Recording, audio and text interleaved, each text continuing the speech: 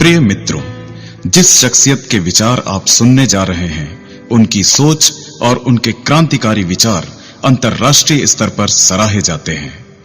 Doctor उज्जवल पाटनी भारत के प्रख्यात वक्ता और व्यक्तित्व विकास विशेषज्ञ हैं।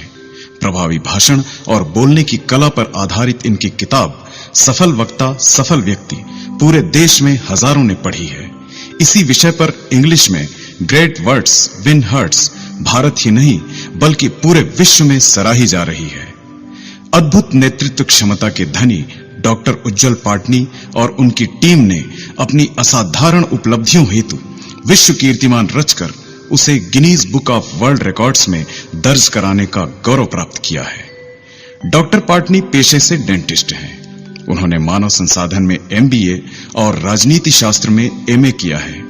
वे मानव अधिकार और उपभोक्ता संरक्षण के भी विशेषज्ञ हैं। वे स्पीच गुरु के नाम से जाने जाते हैं। प्रभावी बोलने की कला, सकारात्मक सोच, बातचीत की कला, नेतृत्व जैसे विषयों पर वो शानदार सेमिनार और कार्यशालाएं लेते हैं। अपनी विलक्षण उपलब्धियों के कारण वो लगातार अंतर्राष्ट्रीय एवं राष्ट्रीय समाचार पत्रों, वेबसाइट व टीवी चैनलों पर फीचर किए जाते हैं। वह एकदम जमीन से जुड़े एक प्रैक्टिकल व्यक्ति की तरह सरलता और सहजता से बातें करते हैं। उनके विचार और संदेश कब आपके हृदय में गहरे उतरकर आपको प्रभावित कर जाएंगे, आपको पता भी नहीं चलेगा। वो कथनी में नहीं, करनी में विश्वास रखते हैं। उनको सुनना एक अद्भुत अनुभव होता है। प्रभावी बोलने की कला और पब्लिक स्पीकिंग पर उनके CD हजारों लाखों लोगों के मन से मंच, माइक और भीड़ का भय हटा रहे हैं। वो अंधेरों के बीच रोशनी की किरण का कार्य करते हैं। डॉक्टर उज्जवल पाटनी के विचार सुनने का निर्णय लेकर आपने सफलता की दिशा में एक महत्वपूर्ण कदम बढ़ाया है। मेरी सलाह है कि आप पूरी एकाग्रता और तन्मयता से उनकी बातें सुनें। अपनी सारी पुरानी गलत धारणाओं और असफलताओं को अपने दिलो दिमाग से निकाल दें, क्योंकि उनके मौलिक और हृदय स्पर्शी विचार अब से कुछ ही पलों के बाद आपको सामान्य से विशिष्ट और विशिष्ट से अति विशिष्ट बनने की उज्जवल राह दिखाएंगे। अपने सपनों को पूरा करने और अपने परिवार को शानदार भविष्य देने के लिए आइए सुने प्रख्यात वक्ता, लेखक और विचारक डॉक्टर उज्जवल पाटनी को। Good morning, good afternoon, good evening, तीनों एक साथ इसलिए कह दिया ताकि आप जिस वक्त भी यह CD सुन रहे हो, मेरी दुआ आप तक पहुंच जाए। आज सुबह सुबह मैं एक वर्कशॉप ले रहा था। अचानक ही एक पार्टिसिपेंट ने मुझसे बड़ी गंभीरता से पूछा, डॉक्टर साहब, क्या आपको वाकई लगता है कि आपकी CD से या सेल्फ हेल्प की पुस्तकों से, पर्सनालिटी डेवलपमेंट की किताबों से किसी को कुछ फायदा होता होगा, या फिर यह सब कोरी बकवास है? मैं सोच में पड़ गया, क्योंकि उसकी बात कुछ हद तक सही थी और कुछ हद तक गलत। मैंने उनसे कहा, मैं 100% आपसे सहमत हूं कि कोई भी स्पीकर, कोई भी मोटिवेटर किसी की जिंदगी नहीं बदल सकता। कोई भी किताब किसी की उलझन नहीं सुलझा सकती। कोई भी सारपूर्ण कहानी किसी को राह नहीं दिखा सकती, और कोई भी सलाह किसी की गलत आदत नहीं सुधार सकती। कोई भी किताब पढ़कर आज तक करोड़पति नहीं हुआ, क्योंकि सबसे महत्वपूर्ण उस पुस्तक को पढ़ने वाला, उस सलाह को सुनने वाला, उस CD को मनने वाला व्यक्ति है। यदि पाठक या श्रोता बदलना नहीं चाहता, तो कोई भी किताब, कोई भी CD किसी के अंदर कोई फर्क नहीं पैदा कर सकती। कोई भी पाठक किसी किताब को पढ़कर या CD को सुनकर सफल और धनवान नहीं हो सकता, क्योंकि पुस्तक या CD कोई ATM मशीन नहीं जिसमें बटन दबाओ और पैसे बाहर आ जाए। पुस्तकें हो या CD हो, प्रेरक हो या मोटिवेटर हो, ये सारे लोग सिर्फ आपको रास्ता बता सकते हैं। ये सिर्फ आपको राह दिखा सकते हैं। राह पर चलना आपको खुद को पड़ेगा। यदि आप बिस्तर से बाहर निकलकर पसीना नहीं बहाना चाहते, यदि आप दुनिया में गर्मी और बारिश झेलने की हिम्मत नहीं रखते, तो फिर सफलता आपके लिए बहुत ही कठिन और बहुत ही दुरूह होगी। यदि इस सीडी का असली मजा लेना है, यदि मेरी बातों का असली आनंद लेना है, तो मैं ज्ञानी हूं, इस धारणा को निकाल फेंको। एक बार एक शिष्य एक गुरु के पास गया। उसने उस गुरु से कहा, गुरुजी, मैंने दुनिया के अधिकांश शास्त्र पढ़े हैं, मुझे अधिकांश चीजें मालूम है, फिर भी मुझे किसी ने कहा कि आप मुझे ज्ञान की कुछ बातें दे सकते हैं, इसलिए मैं आपके पास आया हूं। गुरुजी ने कहा, बैठो। टेबल पर आमने सामने बैठे। गुरुजी ने एक नौकर को आदेश किया, चाय लेकर आओ। एक केटली चाय की आई, 2 कप गुरु और शिष्य के आमने सामने रखे गए। गुरु ने केटली से अपने कप में चाय डाली, उसके बाद उन्होंने शिष्य के कप में चाय डालना शुरू किया। कप आधा भर गया, कप पौना भर गया, कप पूरा भर गया और चाय बाहर गिरने लगी। शिष्य ने कहा, गुरुजी, ये क्या कर रहे हैं? कप भर चुका है और चाय बाहर निकली जा रही है। गुरु ने कहा, शिष्य, जिस तरीके से भरे हुए कप में और चाय आना संभव नहीं है, ठीक उसी तरीके से तुम्हारे भरे हुए दिमाग में किसी भी नए विचार के लिए कोई जगह नहीं। तो यदि तुमको जीवन में कुछ सीखना है, यदि मुझसे कुछ पाना चाहते हो, तो सबसे पहले अपना दिमाग खाली करके आओ। हम सब की सबसे बड़ी परेशानी यही है, हमारा दिमाग पहले से इतने सारे विचारों से भरा हुआ है। हम पहले से ही सोच लेते हैं अमुक बात से हमें कोई फायदा नहीं होगा, अमुक चीज बकवास है, और इसीलिए कोई भी बात ना तो हमें लाभ पहुंचा पाती है और ना ही हमारे जीवन में कोई सकारात्मक परिवर्तन ला पाती है। तो मित्रों, आप आगे मुझे जितनी भी देर सुने, जिन लोगों को बकवास लगे वो बकवास समझकर भूल जाएं, लेकिन जिन लोगों के मन में जरा भी अपने जीवन को बदलने की इच्छा है, जो लोग अपनी एक भी गलत आदत को बदलना चाहते हैं, जो लोग चाहते हैं कि सफलता उनके कदम चूमे, जो लोग ये चाहते हैं कि वो जिंदगी में और हीनता के साथ ना जिएं, उन सब के लिए मैं अपने दिल से निकली हुई लाइनें कहना चाहता हूं। और यदि इस पूरे सीडी में आपने 1 या 2 लाइनें या 1 या 2 विचार भी ग्रहण कर लिए, तो यकीन मानिए आपके जीवन में बहुत बड़ा परिवर्तन हो सकता है। क्योंकि बहुत बड़ा परिवर्तन लाने के लिए बड़े बड़े पोथी और शास्त्र पढ़ने की जरूरत नहीं है। बहुत बड़ा परिवर्तन कभी कभी मात्र एक विचार के माध्यम से आ सकता है। मित्रों, यदि जीवन में सफलता पाना है, यदि जीवन में आगे जाना है, तो जिंदगी की प्राथमिकताएं तय करनी होगी। आपको यह तय करना पड़ेगा कि सबसे पहले आप क्या पाना चाहते हैं और किस दिशा में जाना चाहते हैं।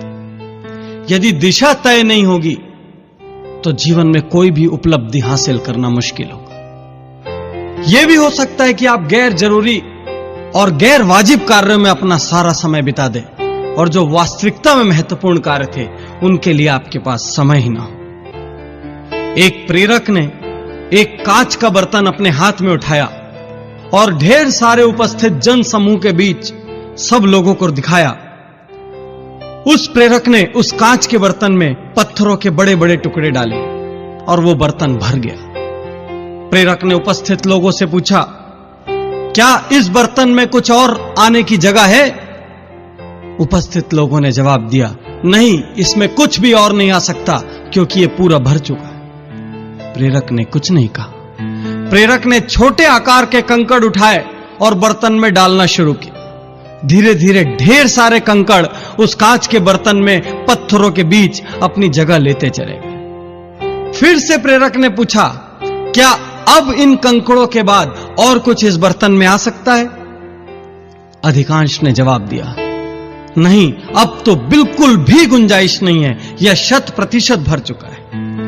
प्रेरक ने फिर से उस कांच के बर्तन को उठाया और उसमें रेत डालने लगा। थोड़ा बर्तन को हिलाया तो ढेर सारी रेत उन बड़े पत्थरों और छोटे पत्थरों के बीच की खाली जगह में भर गई।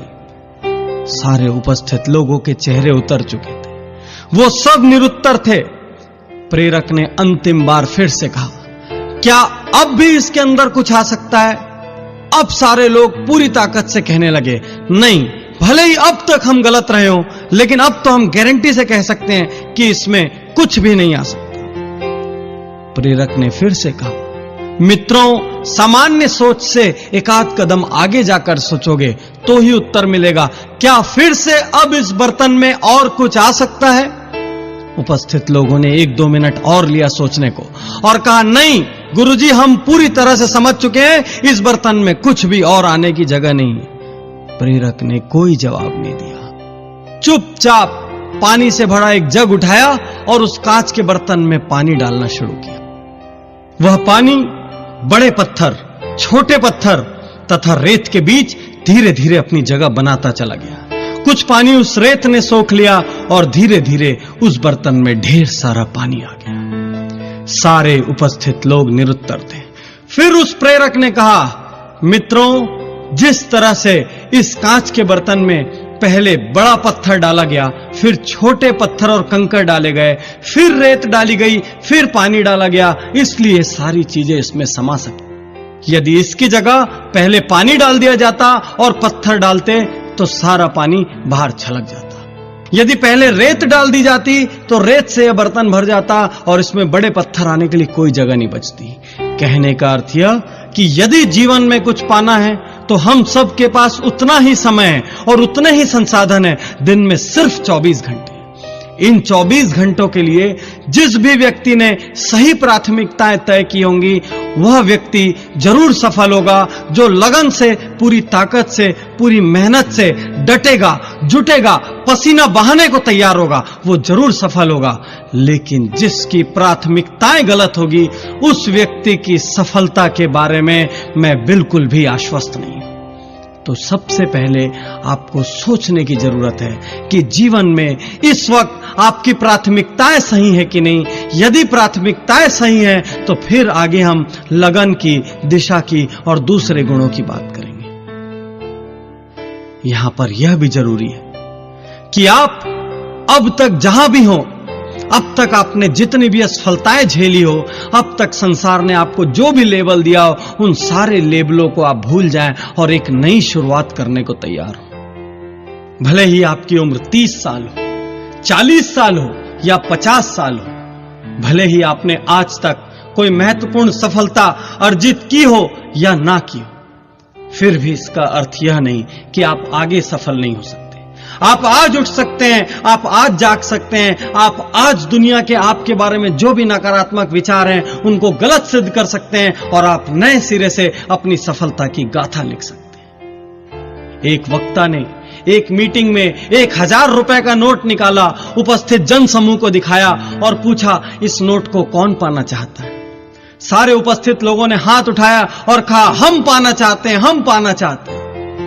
उस वक्ता ने उस नोट को मरोड़ा, उस नोट को मसला और उसके बाद सब लोगों से पूछा, अब इस नोट को कौन पाना चाहता है? सारे उपस्थित लोगों ने फिर से हाथ उठाया और फिर से आवाजें आई, हम पाना चाहते हैं, मैं पाना चाहता हूं, मैं पाना चाहता हूं। फिर उस वक्ता ने उस 1000 रुपए के नोट को जमीन पर पटक दिया, उस नोट पर रेत डाल दी, मिट्टी डाल दी, फिर से पूछा, अब इस नोट को कौन पाना चाहता है?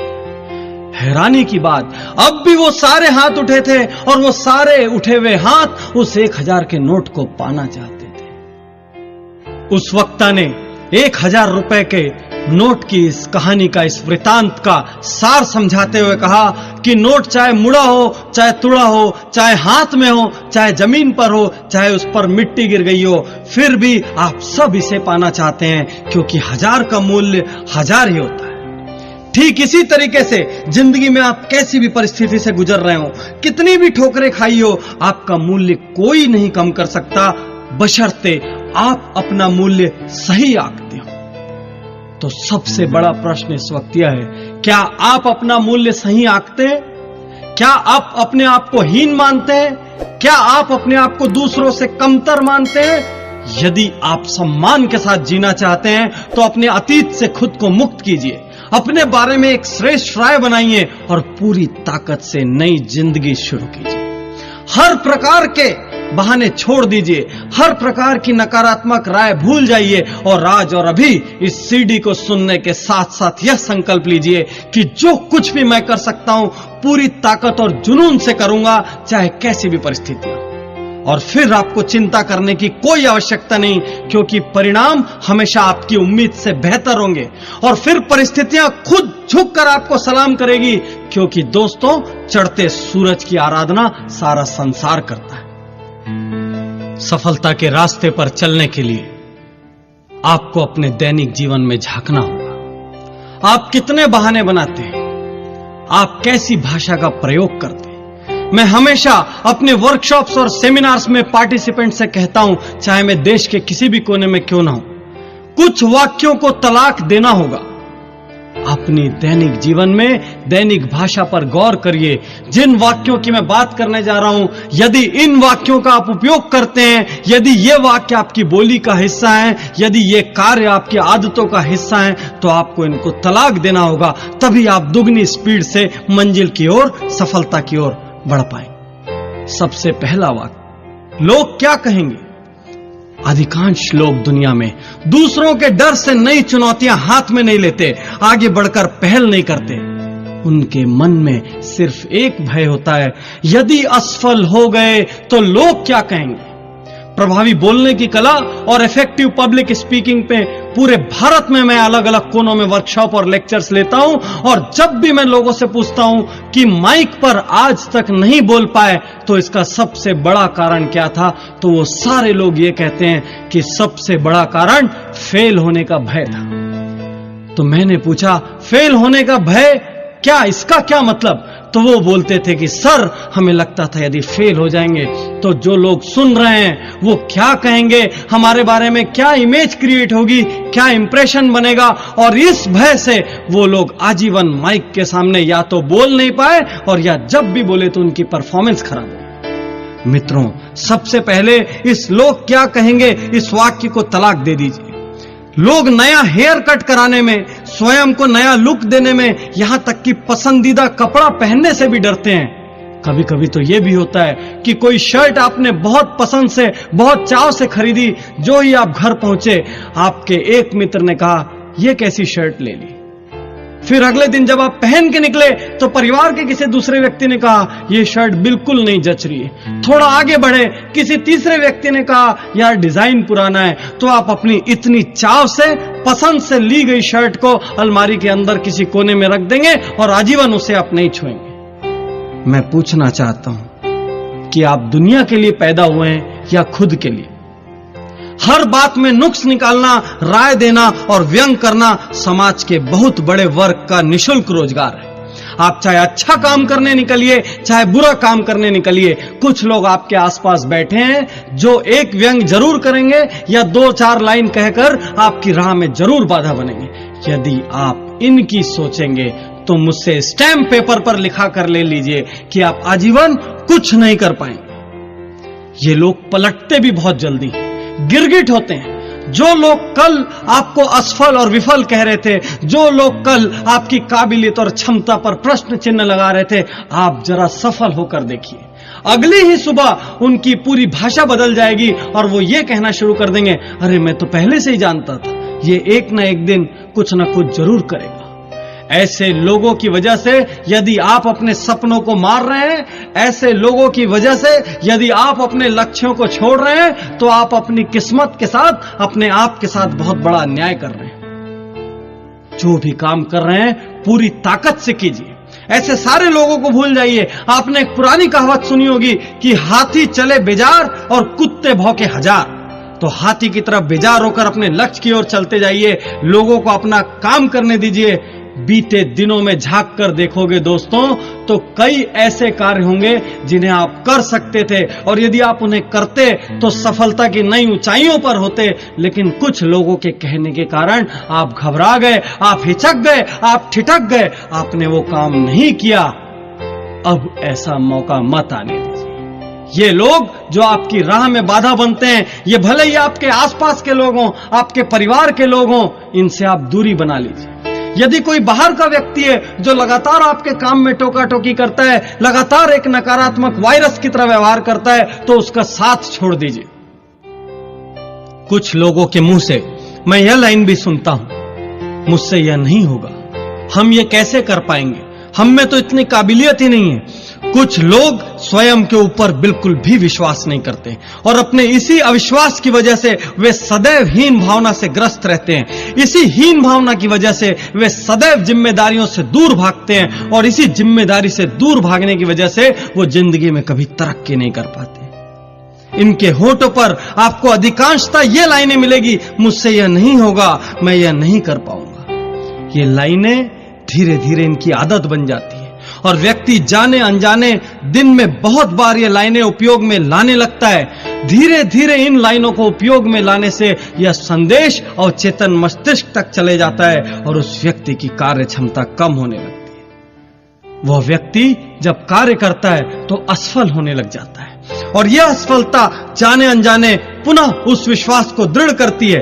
कि मुझसे यह नहीं होगा। मित्रों, यह एक आत्मघाती वाक्य है और यह धीरे धीरे आपकी छवि को आपके स्वयं के सामने, परिवार के सामने और समाज के सामने नकारात्मक बना देगा। आप स्वयं को अंदर से कमजोर महसूस करने लगेंगे और आपका पतन 100% निश्चित हो जाएगा। इसलिए आज से इस कमजोर लाइन को तलाक दे दीजिए और एक नया वाक्य उपयोग में लाइए, यदि इस दुनिया में कोई और कर सकता है तो मैं भी कर सकता हूं। बहुत सारे लोगों के मुंह से मैं यह लाइन भी सुनता हूं, आज मूड नहीं है, अभी मूड नहीं है। हमारे बड़े बूढ़ों ने अपने जमाने में यह लाइन कभी नहीं सुनी होगी, लेकिन आज की जनरेशन में आप नर्सरी के बच्चों के मुंह से भी सुन लेंगे। मुझे समझ में नहीं आता ये मूड क्या बला है और ये शब्द हमारी भाषा में आखिर घुसा कैसे। मैं आपसे एक सवाल करता हूं, आप सड़क पर जा रहे हैं और कोई कुत्ता आपको काटने दौड़े तो क्या आप कुत्ते से यह कहने का साहस कर सकते हैं, आज मेरा भागने का मूड नहीं है इसलिए मुझे काट लो? आपको तैरना नहीं आता, आप पानी में डूब रहे हैं तो क्या आप यह कहने का साहस कर सकते हैं कि आज बचाओ बचाओ चिल्लाने का मूड नहीं है इसलिए मैं डूबना चाहता हूं? आपको भयंकर प्यास लगी हो और सामने पानी आए तो क्या आप कहेंगे कि छोड़ो आज पानी पीने का मूड नहीं है?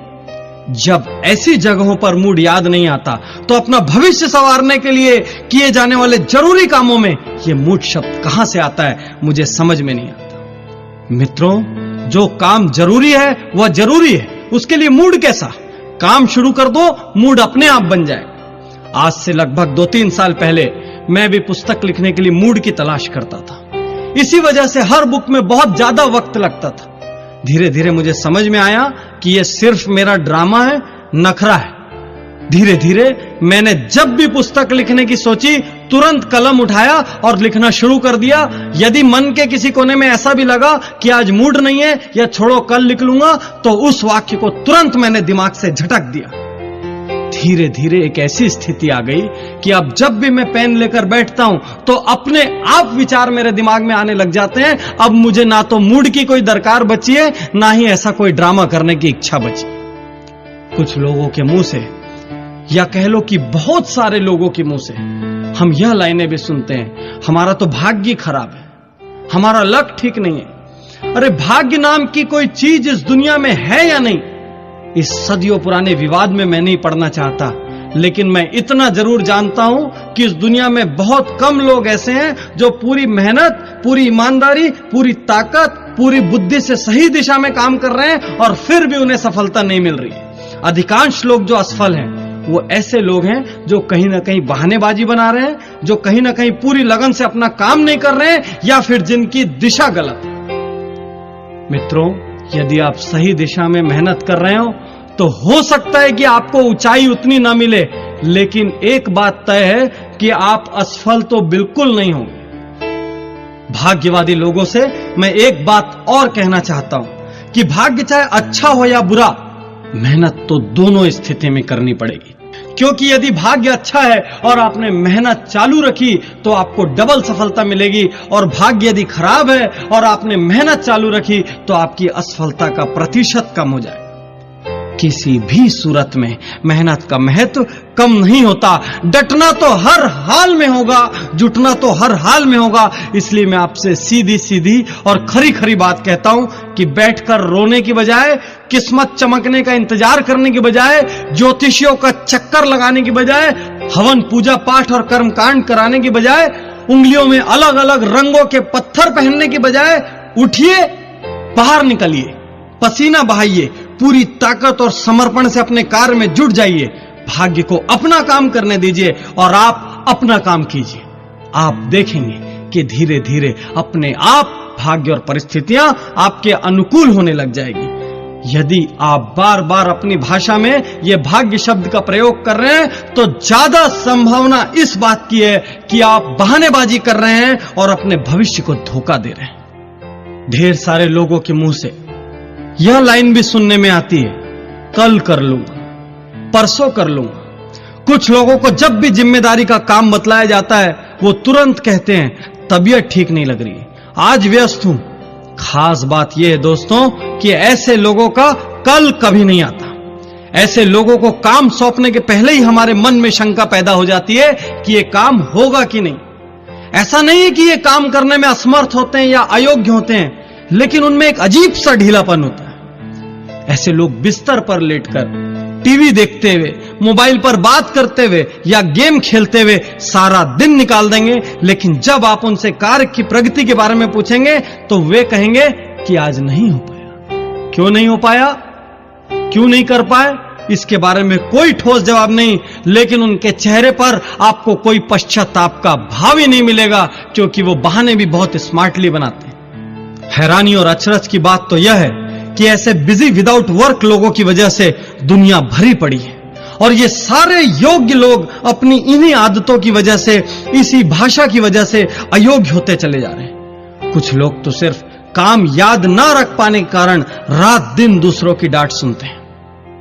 यदि आपकी भी ऐसी आदतें हैं तो संभल जाइए। आज ही बैठिए, शांति से अपनी बोली और सोच पर गौर कीजिए। क्या आप भी इन 5 वाक्यों में से किसी का काफी प्रयोग करते हैं? क्या इनमें से भी कुछ आदतों ने आपको जकड़ रखा है? यदि जकड़ रखा है तो तुरंत आज और अभी इन वाक्यों को छोड़ने का निर्णय लीजिए। इन आदतों को छोड़ने का निर्णय लीजिए और फिर से मत टालना कि अगले हफ्ते से छोड़ दूंगा या 1 महीने में छोड़ दूंगा, क्योंकि मित्रों, किसी भी शुभ कार्य के लिए कोई मुहूर्त खराब नहीं होता, और हर वो दिन शुभ होता है जब इंसान कुछ अच्छा करने की ठान ले और अच्छा करने के लिए निकल पड़े। जब मैं सीडी को रिकॉर्ड कर रहा था, उस वक्त मेरी टीम के एक एसोसिएट मेरे साथ बैठे थे। उन्होंने मुझसे एक लाइन कही कि सर, जिस तरह से कंप्यूटर में एंटी वायरस सीडी होता है, उसी तरीके से आप इसको एंटी बहाना सीडी का नाम दे दो, क्योंकि आपने इस पूरी सीडी में बहाना बनाने वालों पर जमकर प्रहार किया।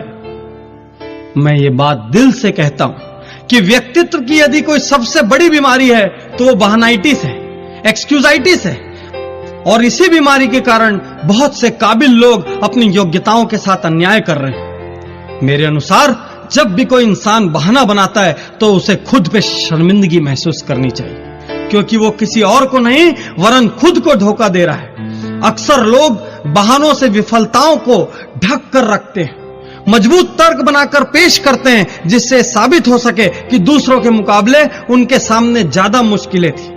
यदि वाकई में आप सपनों को पाना चाहते हैं, मंजिलों को छूना चाहते हैं, अपनी सपनों की दुनिया को हकीकत में बदलना चाहते हैं, तो आपको ये बहाने छोड़ने होंगे। क्या आपको भी लगता है कि आपकी दुनिया दूसरे लोगों की दुनिया से ज्यादा कठिन है? तो मैं अगले 10-15 लोगों के उदाहरण आपके सामने देना जा रहा हूं, जिनके बाद आपको यकीन हो जाएगा कि आपके सारे बहाने खोखले हैं और उनमें कोई दम नहीं है। आपका शुद्धिकरण करने के लिए सबसे पहले आपके बहानों का अंतिम संस्कार करना जरूरी है, जो कि मैं करने जा रहा हूं। मैं ऐसे ऐसे नाम आपके सामने बताऊंगा जिनके सामने आपसे ज्यादा तकलीफें थी, जिनका जीवन आपसे ज्यादा कठिन था और जिनके सामने आपसे ज्यादा मुश्किलें थी, फिर भी उन्होंने सिर्फ एक अच्छा काम किया। कोई बहाना बनाने की बजाय डटे रहे, जुटे रहे, लड़ते रहे, पूरी ताकत से, पूरी योग्यता से, बिना कोई बहाना बनाए। और इसीलिए वो आज शिखर में, और इसीलिए वो इतने महत्वपूर्ण है कि इस वक्त मैं यहां इस सीडी में उनके नाम की चर्चा कर रहा हूं। कुछ लोग एक बहाना बनाते हैं कि हमें उचित शिक्षा लेने का अवसर नहीं मिला। मित्रों, उचित शिक्षा लेने का अवसर फोर्ड मोटर्स के मालिक हेनरी फोर्ड को भी नहीं मिला था, और रिलायंस इंडस्ट्रीज के चेयरमैन धीरू भाई अंबानी को भी नहीं मिला था। फिर भी इन लोगों ने अथाह और अपार सफलता अर्जित की।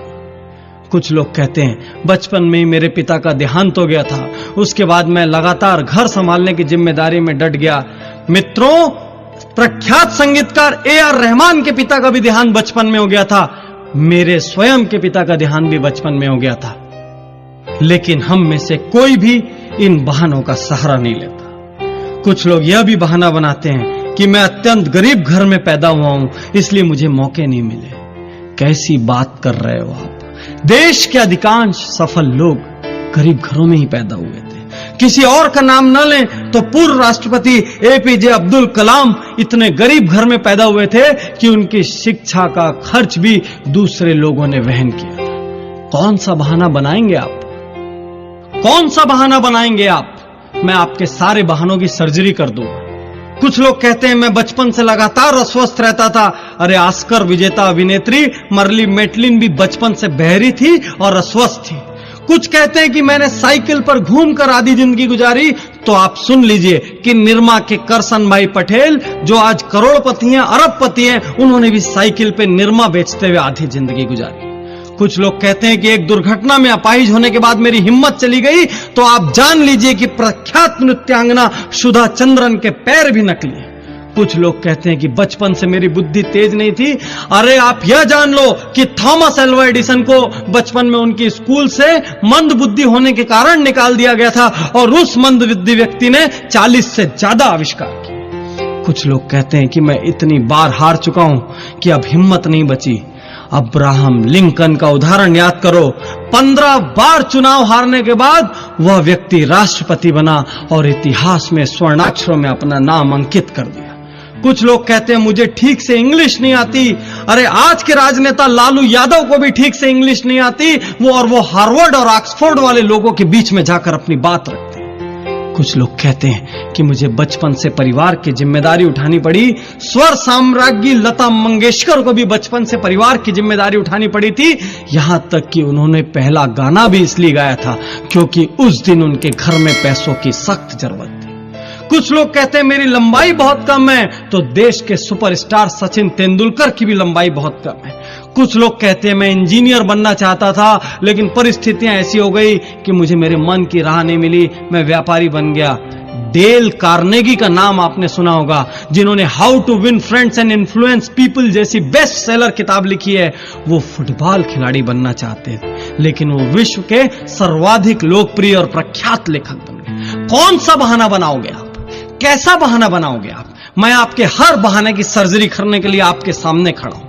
कुछ लोग कहते हैं मैं अत्यधिक मोटा हूं, इस वजह से मुझे शर्म आती है। अरे मोटे हो तो मोटापा कम करो। अदनान सामी को देखो, इतना मोटा व्यक्ति था तब भी वो बहुत अच्छा गायक था और उसने एक दिन निर्णय ले लिया कि मुझे मोटापा कम करना है। तो उसने ऐतिहासिक रूप से अपना वजन कम करके दुनिया को दिखा दिया कि दृढ़ निश्चय हो तो सब कुछ संभव है।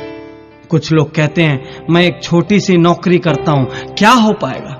अरे धीरू भाई अंबानी, नारायण मूर्ति, ये सारे लोग छोटी छोटी नौकरियां करते थे। कोई कहता है मेरी कंपनी, मेरा व्यापार एक बार दिवालिया हो चुका है, अब मुझ पे कौन भरोसा करेगा? तो आप जान लीजिए कि जिस पेप्सी को आप बड़े चाव से स्वाद लेकर पीते हैं वह दुनिया की सबसे बड़ी शीतल पेय निर्माता कंपनी पेप्सी कोला 2 बार दिवालिया हो चुकी। कुछ लोग कहते हैं मैं डिप्रेशन में जा चुका हूं, मेरा नर्वस ब्रेकडाउन हो चुका है। तो आप जान लीजिए कि डिज्नीलैंड बनाने के पहले वॉल्ट डिज्नी का भी 3 बार नर्वस ब्रेकडाउन हुआ था। कुछ लोग उम्र का बहाना बनाते हैं, उम्र बहुत ज्यादा हो चुकी है। तो आप ये जान लीजिए कि विश्व प्रसिद्ध केंटकी फ्राइड चिकन के मालिक ने 60 साल की उम्र में पहला रेस्टोरेंट खोला था और उस दुनिया में उनके पास रेस्टोरेंट की श्रृंखला है। कुछ लोग कहते हैं कि मेरी उम्र कम है, तो आप सानिया मिर्जा को देखिए, इतनी कम उम्र में दुनिया के शीर्ष टेनिस खिलाड़ियों में आज उनका नाम शुमार है। कौन सा बहाना बनाएंगे आप? कुछ लोग कहते हैं मेरे पास एक बहुत ही बहुमूल्य आइडिया है लेकिन जहां भी जाता हूं कोई मेरे प्रस्ताव को स्वीकार नहीं करता, मैं हताश हूं, निराश हूं। आप जान लीजिए कि जेरोक्स की फोटोकॉपी मशीन के आइडिया को भी पहले ढेरों कंपनियों ने अस्वीकार किया था और परिणाम हमारे सामने है। आज हर गली में, हर ऑफिस में एक फोटोकॉपी मशीन है और वो आज किसी भी ऑफिस के लिए सबसे जरूरी चीजों में से एक। कुछ लोग कहते हैं कि मैं काम शुरू करना चाहता हूं लेकिन मेरे पास काम शुरू करने के लिए भी धन नहीं है। मित्रों, ये कोरा बहाना है क्योंकि इंफोसिस के पूर्व चेयरमैन नारायण मूर्ति के पास भी काम शुरू करने के लिए धन नहीं था। और यदि इस सीडी में समय की पाबंदी नहीं होती तो मैं आपको 10,000 नाम ऐसे बताता जिनके पास काम शुरू करने के लिए धन नहीं था और जो आज करोड़ों अरबों रुपयों के मालिक हैं। कुछ लोग कहते हैं कि उन्हें ढेर सारी बीमारियां हैं, कैसा बहाना बनाते हैं। अरे वर्जिन एयरलाइंस के प्रमुख मिस्टर रिचर्ड ब्रेंसन को आंखों की कमजोरी है, डिस्लेक्सिक है। लेखक वेद प्रकाश मेहता की दोनों आंख नहीं है। राष्ट्रपति रूजवेल्ट के दोनों पैर काम नहीं करते थे। यहां तक कि स्वर्ण पदक विजेता विल्मा रुडोल्फ को पोलियो था। मित्रों, आप जितने भी बहाने सोच सकते हैं, मैं उनसे ज्यादा नाम आपको बता सकता हूं जिन्होंने उन मुश्किलों का हल ढूंढा है। कुछ लोग कहते हैं कि यह जरूरी नहीं कि जो प्रतिभा इन महानायकों के अंदर थी, जिनके नाम आप ले रहे हैं डॉक्टर पाटनी, वही प्रतिभा हमारे अंदर भी हो। तो मैं आप सब लोगों से कहता हूं कि यह भी जरूरी नहीं कि जो प्रतिभा आपके अंदर है वो इन महानायकों के अंदर हो। आप किसी और गुण के बल पर महारथी साबित हो सकते हैं। मैं ये यकीन से कह सकता हूं कि हर वह व्यक्ति सफल हो सकता है जो हार के लिए तैयार हो और सही दिशा में डट कर जुड़ जाए। हां, सफलता का प्रतिशत अपनी अपनी योग्यता के अनुसार कम या ज्यादा हो सकता है, लेकिन यह तय है कि असफलता हाथ नहीं लगेगी। और हां, इस सफलता की शुरुआत किसी बहाने से नहीं हो सकती। उसके लिए एक दमदार प्रयास की जरूरत है। लेकिन ये बहाने आपके सपनों की अर्थी जरूर निकाल सकते हैं। इसलिए अगली बार काम से जी चुराने के पहले, असफलता के डर से काम छोड़ने के पहले, जिम्मेदारियों से भागने के पहले यह जरूर सोच लेना कि आप किसका अहित कर रहे हैं। क्योंकि मित्रों, जीवन में आपने क्या खोया और क्या पाया, इसकी सिर्फ आपकी और आपकी जिम्मेदारी है। एक बात और कहना चाहता हूं कि यदि आप सोच रहे हैं कि कल कुछ खास हो जाएगा, भविष्य में कुछ जरूर कर लूंगा, तो मैं आपको बताना चाहता हूं कि भविष्य का आविष्कार नहीं होता। हर रोज जो आप करते हो उसी से भविष्य का निर्माण होता है। आप हर रोज जो मेहनत कर रहे हो वह अभी भविष्य में तब्दील हो रहा है, और आप हर रोज जो बहानेबाजी करके दिन गंवा रहे हो वह भी भविष्य में तब्दील हो रहा है। आपको चुनना होगा आप कैसा भविष्य चाहते हैं। एक कड़वी सी बात कहना चाहता हूं कि कल यदि आपके माता पिता आपके जैसी संतान होने पर अफसोस करें, कल यदि आपकी पत्नी आपके जैसा पति पाने पर अफसोस करे, और कल यदि आपका बच्चा आपको पिता कहने में अफसोस करे, तो इसके जिम्मेदार सिर्फ आप होंगे। आज आप जहां भी हैं, कल आप जहां भी होंगे, इसके लिए आप किसी भी और को जिम्मेदार नहीं ठहरा सकते। इसलिए आज, अभी और यहीं अपने सारे बहानों का अंतिम संस्कार कर दीजिए, अपने सारे नकारात्मक वाक्यों का अंतिम संस्कार कर दीजिए, और देखिए कल की सुनहरी सुबह एक बार फिर आपके लिए खुशियों के नए पैगाम लेकर आएगी। और अचानक ही आप देखेंगे कि भाग्य भी आपका साथ देने लगेगा। अचानक ही आप देखेंगे कि ऊपर वाले का आशीर्वाद भी आपको हर पल मिलने लगेगा। एक गांव में एक बार बहुत भारी बाढ़ आ जाती है। धीरे धीरे सारा गांव उस बाढ़ में डूबना शुरू हो जाता है। एक व्यक्ति का घर उस बाढ़ में डूबने लगता है, जो कि ईश्वरवादी था, ईश्वर में बहुत ज्यादा आस्था रखता था। पानी धीरे धीरे ग्राउंड फ्लोर से फर्स्ट फ्लोर तक आता है और छत तक पहुंच जाता है। वो व्यक्ति दौड़कर छत पर चला जाता है अपनी जान बचाने के लिए। धीरे धीरे पानी छत में भरने लगता है। इतने में वहां एक नाव आती है और वो लोग उससे कहते हैं कि इस नाव में आ जाओ, जान बच जाएगी। वह व्यक्ति जवाब देता है, अरे मुझे नाव की कोई जरूरत नहीं, मेरी तो जान भगवान बचाएंगे, मैं उनका बड़ा प्रिय बंदा हूं। वह नाव आगे निकल जाती है। धीरे धीरे पानी और भरने लगता है। इतने में एक और नाव आती है। वो व्यक्ति कमर तक पानी में डूब चुका होता है। उस नाव से लोग फिर चिल्लाते हैं, अरे इस नाव में आ जाओ, कुछ ही मिनटों के भीतर तुम पानी में डूब जाओगे, तुम्हारी जान चली जाएगी। वो व्यक्ति फिर से वही जवाब देता है कि अरे मुझे तुम्हारी नाव की कोई जरूरत नहीं, मैं उस भगवान का प्रिय बंदा हूं, वही मेरी जान बचाएंगे। यह सुनकर वो लोग हंसते हैं और वो नाव भी आगे चली जाती है। पानी उस व्यक्ति की गर्दन तक आ चुका होता है। इतने में ऊपर से एक हेलीकॉप्टर आता है। उस हेलीकॉप्टर से सैनिक रस्सी फेंकते हैं। उस आदमी को चिल्लाते हैं, इस रस्सी को पकड़ो और ऊपर हेलीकॉप्टर में आ जाओ। वह मूर्ख फिर से जवाब देता है कि मुझे तुम्हारे हेलीकॉप्टर की कोई जरूरत नहीं, मेरी रक्षा करने के लिए तो खुद भगवान बैठे हैं। और कुछ ही मिनटों के बाद पानी में डूबने से उसकी मौत हो जाती है। वह व्यक्ति ईश्वर के दरबार में पहुंचता है, स्वर्गलोक में पहुंचता है। भगवान के सामने बड़ा झल्लाया हुआ, फनफनाया हुआ भगवान से कहता है, हे भगवान, तुमने मुझे धोखा दिया। मैंने सारा जीवन हर पल पूरी ईमानदारी से तुम्हारी आराधना की, और जब मैंने पहली बार कुछ मांगा मैं मरने वाला था, लेकिन तुमने मेरी जान नहीं बचाई। भगवान, तुमने मुझे बहुत बड़ा धोखा दिया। भगवान कहते हैं, अरे मूर्ख, तेरे घर जो 2 नाव और 1 हेलीकॉप्टर आया था वो मैंने ही भेजा था। मैं बहुत सारे अलग अलग रूप में तुझको बचाना चाहता था, लेकिन यदि तू ही नहीं बचना चाहेगा, आलस्य करके बैठा रहेगा, ठंडा होकर बैठा रहेगा, तो फिर मैं भी तेरी कोई मदद नहीं कर सकता। मैंने तुझे 3 बार बचने के रास्ते दिए, लेकिन तू स्वयं बचने के लिए कर्म नहीं करेगा तो मैं भी तेरी कोई मदद नहीं करूंगा, यह सच जान ले। तो मित्रों, सार यह है कि ऊपर वाला भी कर्मवीरों की मदद करता है। यदि आप हाथ पर हाथ रखकर भाग्य के भरोसे अपने घर पर बैठे हैं तो उठ जाइए, बाहर निकल आइए। जैसे ही आप मेहनत करना शुरू करेंगे, वैसे ही आप देखेंगे कि परिस्थितियां आपके अनुकूल होगी। वैसे ही आप देखेंगे कि ईश्वर की सत्ता की कोई अदृश्य शक्ति अचानक ही आपकी मदद को दौड़ पड़ेगी और आपके राह में आने वाली मुश्किलें कम होती चली जाएगी, संकटों के बादल छटने लगेंगे।